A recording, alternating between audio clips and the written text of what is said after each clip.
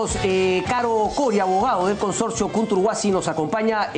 Carlos Caro, muy buenas noches, gracias por estar aquí. Buenas noches, Cristian, ¿cómo estás? A ver, lo primero, algo que me llamó la atención, porque Carlos, ¿no? Digamos, eres conocido, ¿no?, en el mundo del derecho, pero como penalista. Estás ahora asesorando cómo hace un penalista en el proyecto, digamos, que parecería más un tema civil, un tema de contrataciones. Claro, lo que pasa es que a raíz de todos los cuestionamientos que han habido, incluso con cuestiones que lindan con lo penal, ha habido la necesidad de hacer, digamos, una intervención legal para poder hacer una defensa completa que cubra, digamos, todos los aspectos. Evidentemente hay temas corporativos, contractuales, administrativos, pero también hay un ala penal porque hay que recordar de que han habido una serie de acusaciones, ¿no?, que se han mencionado, digamos, a lo largo de estos meses. Correcto, y eso justamente te quería preguntar, para por ahí un poquito arrancar y luego voy a entrar al tema no central del contrato en sí, porque efectivamente creo que fue el procurador Amado Enco quien presentó, ¿no?, un pedido de investigación contra el ministro Vizcarra, pero también me imagino contra directivos de la empresa Kunturhuasi. ¿Eso es cierto? ¿En qué estado está este pedido? Han habido dos denuncias, ¿no? La primera a pedido del propio ministro Vizcarra para que se investigue el contrato originario. Correcto, ese fue el del gobierno anterior. Del gobierno anterior, y el segundo fue del procurador Amado Enco para que se investigue el tema de la adenda. Esa investigación de naturaleza penal está abierta, se encuentra en etapa de investigación preliminar, que es la etapa más elemental, no hay imputaciones concretas, no es una etapa de investigación preparatoria que implicaría ya... ¿Te estás refiriendo a cuál de las dos, perdón? ¿A la que hizo Amado Enco? Están acumuladas. Ah, están acumuladas. Es un solo proceso en este momento y está en etapa, digamos, de investigación preliminar, donde la Fiscalía está, digamos, a la búsqueda de elementos probatorios que le permitan construir un caso o archivar la denuncia. Correcto, correcto. Carlos, entonces cuéntame un poco, ¿no? Digamos, recibí acá 9 puntos clave, pero digamos, ¿cuál, en 3 palabras, ¿no?, la posición de por qué ustedes siguen creyendo que este proyecto debe ir adelante y de que finalmente es beneficioso para el país, a contramano, ojo, de lo que podría parecer va a plantear en su informe la Contraloría? Pero primero la posición de la empresa. Claro, independientemente de lo que diga la Contraloría, muy bien, acá hay que tener en cuenta de que hay un contrato firmado ya desde el año 2014, hubo una licitación donde la empresa gana porque es la que menos plata le pide al Estado. Esta es una asociación público-privada en la cual el Estado se comprometía a pagar el movimiento de tierras. En segundo lugar, el Estado se comprometía a pagar gran parte de la construcción y donde el consorcio privado se comprometía a poner una inversión de aproximadamente 115 millones de dólares para completar la etapa de construcción. Ese esquema es un esquema que no lo inventó la empresa. Ese esquema viene desde las bases que empezaron a elaborarse en el año 2010, desde la época de García. Correcto. Incluso con la licitación. Y es el esquema, Cristian, y esa es la parte del error tal vez que se comete cuando se difunde la noticia, que se mantiene con la adenda. La única diferencia entre el contrato originario, que era un contrato por adhesión, la empresa tenía que firmarlo al igual que cualquiera que ganara, y la adenda, es el tema de la financiación del Estado. Porque conforme al contrato originario, el deber, digamos, del consorcio era buscarle un financista al Estado. El Estado tenía que pagar aproximadamente 265 millones de dólares y el deber del consorcio era buscarle una financiación. Una financiación que en este caso se logró con Goldman Sachs. Goldman Sachs aceptó financiarle al Estado peruano y ahí vino la discusión luego sobre el tema de la tasa. Incluso la Contraloría General de la República emite un informe en octubre del año 2016. Es un informe de 2 páginas donde la Contraloría dice que el contrato originario es válido, pero lo único que recomienda al Estado peruano es de que se renegocie la tasa para hacer de que el Estado peruano no pague tantos intereses. Intereses que, por cierto, no iban... ¿Ya había una tasa ahí establecida? Claro, por supuesto. Porque ¿de cuánto era? La tasa era de aproximadamente 7.5%. 7.5%. Y con ese 7.5% la Contraloría pide, oye, renegocien porque se podría lograr una tasa menor. Por una razón bien sencilla, porque el Estado, Cristian, quería pagar a partir del año 6º, es decir, con el aeropuerto ya entregado, para quitarle prácticamente el código de barras si se puede utilizar. Claro, si tú te compras una casa hoy día y no pagas el año 1 o 2, sino hasta el año 6, evidentemente se te acumulan los intereses. Y eso implica de que el costo final de lo que pagas entre capital más intereses sea altísimo. Entonces, lo que la Contraloría le dice, oye, Estado, mira bien tus números, trata de bajar ese precio precio que, como te digo, y tasa, intereses que no iban al bolsillo del consorcio, iban al bolsillo de los bancos que financiaran este proyecto. Además, no había ningún banco nacional que lo pueda financiar. Esto tenía que sacarse de Nueva York. La empresa se ha tenido que gastar cerca de 7 millones de dólares entre abogados, asesores, financistas, para conseguirle un financiamiento al Estado. Y los pagos no iban a ir directamente a la empresa, sino directamente al fondo, al fideicomiso, para hacer los pagos al banco. Así funciona el esquema. Entonces, ahora, ¿qué pasa luego con Pero, perdón, ese informe que le pide igual ir intentar por debajo de 7.5, ¿de cuándo fue? ¿Esto ya fue con este gobierno? No, claro, con este gobierno. Con este gobierno. Octubre del 2016. ¿Y qué hace el MTC con esa recomendación? ¿No le pide a ustedes conseguir una tasa más baja? Por supuesto, pero digamos, a nosotros no nos lo puede pedir porque el gobierno es el que plantea la adenda con un cambio, digamos, importante en el esquema. El gobierno dice, yo ya no quiero que me financie un banco. Porque la el gobierno, con este informe, el MTC dijo, eso de ya no quiero, ya yo mismo voy a ir justamente... Yo mismo voy a poner mi plata. Yo mismo voy a poner mi plata. Exactamente. Y eso es lo que ha hecho el gobierno con la adenda. Por eso que sale PPK diciendo, el Estado se va a ahorrar más de 500 millones de dólares en intereses. Porque es el Estado contra el Estado. En el esquema 1, contrato originario, el Estado financiado por la banca internacional. En el esquema 2, el Estado se financia a sí mismo. Es decir, el Estado ya le dice al consorcio, ya no quiero tu financiación, no quiero Goldman Sachs, yo voy a ver de dónde consigo la plata, yo la voy a poner desde el día 1. Así funciona el esquema. Por eso que PPK sale con los números, el ministro sale con los números. Pero mi pregunta es entonces, si es que ustedes iban con esa figura del 7.5, el financiamiento que ustedes habían conseguido con Goldman Sachs, ¿el Estado iba a pagar 509 y algo millones de dólares? Así es. Adicionales. Por intereses. Sí, por los intereses, me queda claro. Porque el Estado quería pagar a partir, nuevamente, repito, del año sexto. 5 años de gracia. 5 años de gracia, por eso que se encarecía mucho. Entonces la pregunta es, ¿por qué, por ejemplo, no bajó esos años de gracia? ¿Ya no lo podía negociar el Estado porque ese era el acuerdo inicial? Ese estaba en las bases incluso. Las bases. Cuando postulan los 3 consorcios, los consorcios postulan bajo las mismas condiciones, donde el Estado dice, yo quiero que tú me consigas la financiación. Pero si las bases también decían justamente que iba a ser un interés, ¿por qué si cambió el Estado justamente vía esta adenda, por qué más bien esa adenda no fue para lo que acabo de decir yo? Parece que no, parece que el Estado, tal vez en su día 1, esto es un tema del gobierno anterior, sí. Muy bien, parece que el Estado en el día 1, cuando se hicieron la base, cuando se construyó, digamos, el esquema,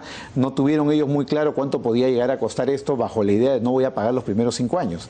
Este es un tema de, digamos, proyección financiera que debió haber hecho seguramente el gobierno anterior en su momento para ver o tener en claro en qué se estaba metiendo. Entonces, pero me queda claro, pero lo que no me queda claro es que tampoco que este gobierno haya hecho lo mejor que pudo haberlo hecho. Ojo que también estoy dejando fuera Conturhuasi, porque como tú has dicho, estamos hablando acá del gobierno contra el gobierno. O sea, finalmente el Estado peruano en su ejecutivo, con 2 gobiernos que pasó uno de la mano a la otra. Me queda claro que el gobierno de Ollantumala, por lo que tú me has dicho y por lo que le escuché a los 2 directivos de Conturhuasi, al señor, creo que es Vargas Loré de Mola, y a un señor argentino, el contrato fue pésimo. Es decir, si ellos hubiesen sido directivos del Estado, ese contrato era un mamarracho. Ellos no lo hubiesen firmado nunca en nombre del Estado peruano.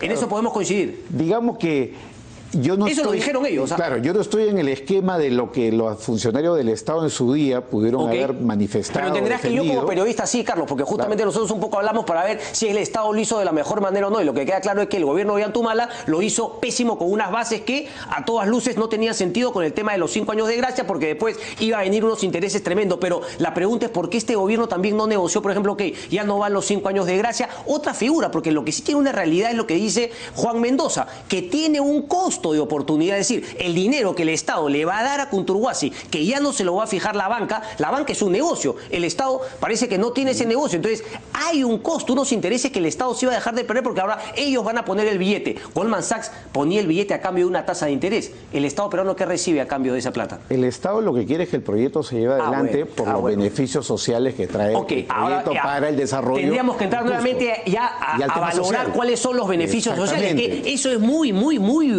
humo, ¿no? Claro, pero que al final del día son decisiones que se toman en el ámbito público. Nosotros como contraparte, somos los privados en la historia, tenemos que ponernos, digamos, en los zapatos de una negociación en la cual el Estado tiene la opción o de resolver un contrato o de renegociarlo. El Estado planteó una renegociación con el tema de la adenda que se firmó en febrero de este año, en la cual el Estado fue el que planteó, nosotros no lo hemos planteado bajo ninguna modalidad. Ellos dijeron, ya no quiero la financiación de la banca extranjera, yo voy a poner el dinero, porque quiero el desarrollo para Cusco, porque esto va a traer, digamos, 6 millones de turistas al año, esto va a traer, digamos, el desarrollo de una pista internacional que va a interconectar, digamos, el Cusco con muchas ciudades del mundo. Es decir, ya una serie de elementos que escapan evidentemente un razonamiento privado y que van más bien en el ámbito público. ¿Por qué se llegó a la figura del 20%, de los 509 millones? ¿Por qué, de dónde los 7.6 llegaron a una figura de 20%? Eso vamos a explicarlo. El esquema no ha cambiado. Hay un error cuando se afirma de que el esquema era, antes el Estado ponía 20 y nosotros 80, y ahora el Estado pone 80 y nosotros 20. No, el Estado siempre iba a poner 80. Hay que leer las bases y hay que leer el contrato original que está en Internet. Entonces, si uno lee esos dos documentos, uno se da cuenta de que el Estado siempre iba a poner 80. El Estado va a pagar el movimiento de tierras, que cuesta cerca de 140 millones de dólares. Sí. El Estado iba a pagar gran parte de la construcción, y todo eso sumaba aproximadamente el 80% de la inversión, y el privado iba a poner el 20%. Y ojo, Cristian, que nosotros somos los que ofrecimos, y ganamos porque ofrecimos dos cosas importantes frente a los demás. El otro consorcio, uno de los consorcios, mejor dicho, le pedía al Estado 411 millones de dólares. Sí, el otro 348. Y nosotros pedimos solamente 265. Primer elemento de competitividad. Y el segundo es que nosotros, a lo largo del contrato y de la concesión, ofrecíamos devolverle al Estado el 100% de su inversión. Sí, y yo quería entrar a ese, porque es el 100%, es el 100% de los ingresos que excedan un monto base, por concepto de reembolso al cofinanciamiento recibido durante la concesión. ¿Cuál es ese monto base? A ver, vamos a tener en cuenta en primer lugar de que esto implica el 100% de la devolución de lo que el Estado va a poner.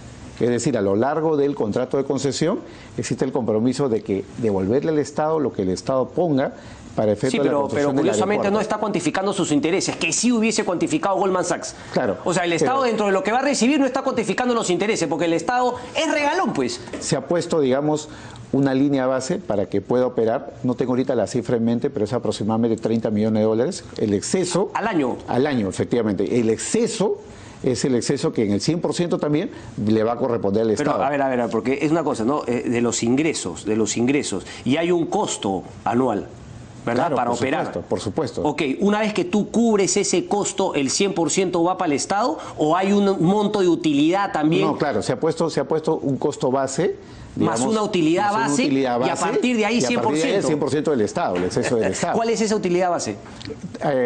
O sea, digamos, de lo que significa... La operación, el costo de operación más la utilidad son 30 millones. Recién por encima de 30 millones se lo doy todo al Estado. Aproximadamente, no tengo ahorita la cifra exacta, pero ten en cuenta tú lo siguiente. Ten en cuenta de que esa suma base, más la utilidad base, que podríamos denominarla así, ya implica una situación de riesgo, porque tú puedes tener un aeropuerto con poca demanda, pese a lo cual vas a tener que seguir operando con costos fijos, pagando personal, pagando, digamos, la planilla. Sí, pero mi pregunta es, si no llegan a ese monto de 30 millones, ustedes no le dan un mango al Estado peruano. Devolverle, sí, toda la inversión. Por eso que o sea, independientemente si es que eso es un fracaso y finalmente no se da la afluencia de turistas y ustedes van por debajo de los 30 millones... A lo largo de la concesión se tiene que devolver al Estado lo que el Estado ha invertido. ¿Cuánto está invirtiendo el Estado según la adenda? 265 millones, muy bien, que es lo que el Estado tiene que poner, más lo que es el movimiento de tierra, que son 140. ¿Y de interés nada? De interés no nada, está incluido. Porque estamos en una alianza público-privada. Pero es que es un mito, pues por eso cuando dice que se está ahorrando 500 y tantos millones, porque ni siquiera lo está incluyendo como la tasa de interés que también le está dando usted. Entonces, él tiene que calcular también la tasa de interés, pero bueno. Lo que pasa, Cristian, y ahí es una cosa que hay que tenerla en clara, ¿no? Tendrías que tener tú una bola de cristal. Por eso que justamente es una alianza público-privada, los riesgos tienen que estar compartidos. Puede ser que el Estado corra determinados riesgos, pero también el sector privado corre riesgos, la empresa privada corre riesgos. No fue una tontería haberlo planteado inicialmente el contrato sin el tema de la tasa de interés por fuera. Lo que pasa es que cuando se hacen las bases, yo pienso que las personas que hicieron la proyección correspondiente, hicieron unos cálculos financieros, muy bien, que de pronto para el gobierno actual ya no eran los cálculos financieros que le permitían decir esto va a ser muy eficiente. Ese cálculo financiero, esa ingeniería financiera, esas matemáticas nadie las conoce, porque forma parte, digamos, del secreto del Estado, de cómo el Estado ha elaborado las bases. Es más, en el informe de la Contraloría... No hay nada secreto, esa información debería ser pública. No es pública. Pero tú eres penalista, Claro, ¿eso se puede mantener como secreto y no puede ser exigido que se publique y transparente? Yo lo que pienso es que se puede hacer una vez que el proyecto esté ya en ejecución, porque evidentemente en el proceso de negociación hay información que el Estado puede proteger, como el tema de los cálculos financieros, y lo dice la Contraloría. La Contraloría dice, en uno de sus argumentos, se debe de consultar a Proinversión si durante el proceso de promoción de la inversión los postores tuvieron conocimiento o acceso a los informes financieros elaborados por el consultor integral. Ok. Y la respuesta es no. Eso no se ha dado a conocer ni por acceso a la información pública. Ok, ¿qué pasa si es que el informe de la Contraloría dice que esto no va, que es lesivo y que plantea que se renegocie o que se anule? Bueno, la Contraloría no tiene ningún poder para resolver contratos. Sí, claro, pero solamente recomienda. puede recomendar. Sí. Bajo ese contexto, si ese fuera el caso, sí, la empresa tiene toda la disposición para poder negociar lo que sea más conveniente, tanto para la empresa, evidentemente, como para el propio Estado, para el propio gobierno. Ok. Entonces tenemos apertura, digamos. Ok, me parece alucinante que yo no pueda ver ese tema financiero, me parece alucinante que yo tampoco pueda conocer cuál es la corrida, ¿no?, de la empresa y cuánto piensa ganar. Cuando hace uno un negocio, hace un worst case escenario, best case, o sea, pone 3, 4 escenarios. Yo tampoco, digamos, ¿cuál es el peor escenario y el mejor escenario? ¿Cuándo va a tener de rentabilidad Cotopaxi? Lo que pasa, Cristian, es que este es un tema con tantas variables y con tantos factores que nosotros hoy día no podríamos saber con exactitud cuál es el grado de rentabilidad. Es el tema del emprendimiento, precisamente. No hay emprendimiento que se meta por amor. Emprendimiento de las empresas privadas son para ganar plata, Carlos. Y alguien tiene que tener justamente una figura. También puedes perder, pero tú tienes que asumir tu riesgo y para eso haces corridas, tales y tales escenarios. ¿Dónde están esos escenarios? Yo quisiera ver cuál es el mejor y cuál es el peor. Yo te digo ahorita, por ejemplo, cuál es el escenario que estamos viviendo. Hemos invertido 7 millones de dólares en conseguir una financiación para el Estado a través de la banca internacional, financiación que ya se cayó, porque el Estado ha dicho yo voy a poner la plata. Esos 7 millones ya los perdimos. Segunda cuestión, hasta el día de hoy con toda la ingeniería, movimientos, digamos, estudios de impacto ambiental, permisología, la empresa va gastando aproximadamente 33 millones de dólares. Y hasta ahora no hemos cobrado ni un sol al Estado. Es decir, tenemos en potencia 40 millones que podemos perder. Correcto. Eso es emprendimiento. Sí. Eso es riesgo. No, pues porque justamente, porque cambiemos la modalidad. Cuando a ti te dan un contrato con unas bases que a todas dicen, tú dices, algo está raro, no firmes ese contrato. No firmes, porque lo que parece chueco es chueco. Ese es mi punto, Carlos. Mira, Cristian. Entonces, desde que tú firmaste un contrato que los intereses acá, y lo dijo el señor Vargas Lloré de Mola, ese contrato era lesivo, era malo. ¿Para qué se metieron? Para hacer negocio de sus vidas. Todo lo que empieza mal termina mal. Ese Mira, es mi punto, Cristian, Carlos. a ver, varios detalles. Uno, Carlos Vargas Lloré de Mola en ningún momento ha usado la palabra lesivo o la palabra no lo había firmado. Tendríamos que ir al video, tendríamos que ir a la fecha para hablar con exactitud, primera cuestión. Segunda cuestión, muy bien, evidentemente cuando hay un negocio, muy bien, hay mucha especulación, porque hay muchos factores para saber si el negocio va a funcionar o el negocio no va a funcionar. Si eso siempre está. Por eso. Entonces, evidentemente hay un margen de riesgo. Yo te estoy hablando de cuestiones concretas, no especulativas. Correcto. Tenemos 40 millones bajo la posibilidad de perder si este contrato se cae.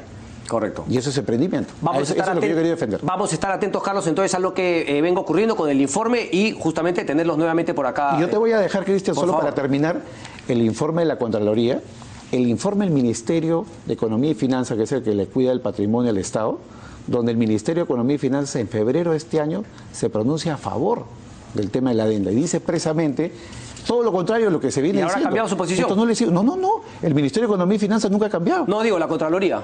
No, la Contraloría emitió un informe favorable pidiendo que se negocie la tasa y el MEF siempre dijo de que el contrato, incluyendo la adenda, no son lesivos para el Estado como tú lo estás mencionando. Le está tirando su chiquita Alonso Segura, que ahora está yendo justamente en contra de todo esto y era el MEF que en ese caso tenía... Pero es el MEF de Torne. Es el MEF de Torne. Es el MEF de Torne. Esto es un informe fresquito, que casi nadie lo conoce y lo tiene como primicia, para que lo leas y lo explote. Perfecto, maestro. Carlos, Un gusto verte. placer. Hacemos una pausa.